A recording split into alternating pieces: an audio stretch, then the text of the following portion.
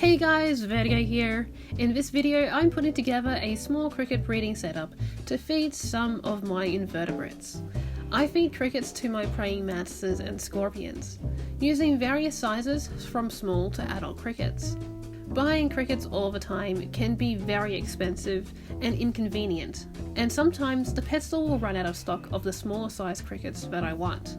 I don't really like crickets in general, but they're the food that my larger mantises will go for most. So I finally caved into setting up my own cricket breeding. It's pretty easy to do.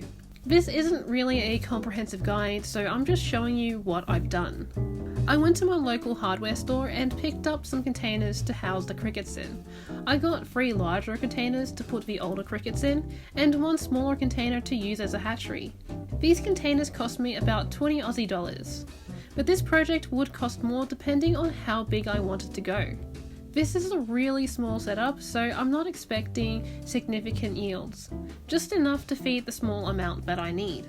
If I were seriously going to breed a large amount of crickets, I'd probably double or triple this size. Next, I need to make some ventilation holes in all the boxes and lids. I marked out where I wanted the holes to go, and I used a soldering iron to make them. These crickets need a lot of ventilation or they will die, and I'm not even sure if these holes will be enough, but I'll be able to add more holes later if there's a problem. These holes are big enough for some of the crickets to get through, so I placed them high up and out of reach. And thankfully, wild crickets do jump, they're very terrible at climbing smooth plastic.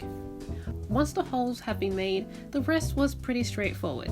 I put a bunch of toilet paper rolls for the crickets to hide and climb on. Normally people use egg carton, but I've run out of those. In the container that I will use for adult crickets, I put in a smaller box of moist coconut coir. This is what the female crickets will lay their eggs in. I'll need to put cardboard around it to help the crickets get into the box, since they can't easily climb the plastic.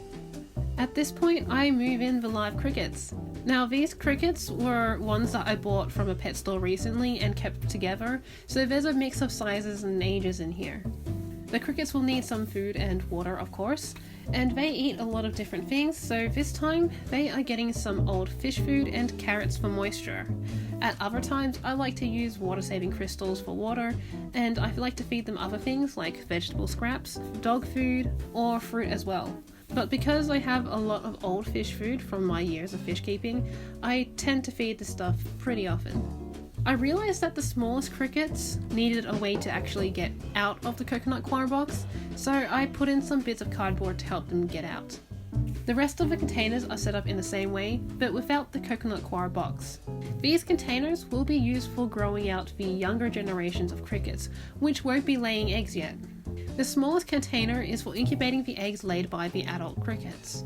After keeping the coconut coir box with the adults to lay in for about 2 weeks, I will move it into a smaller container. This container will be heated to incubate the eggs and hatch them faster. Once hatched, the pinhead crickets will be moved into the grow-out containers. So that's how I've laid out my cricket breeding setup. Hopefully I'll get enough breeding crickets to feed my invertebrates completely using this small setup. Otherwise I'll probably have to get larger boxes, and I don't really have a lot of space for that. But that is all for now.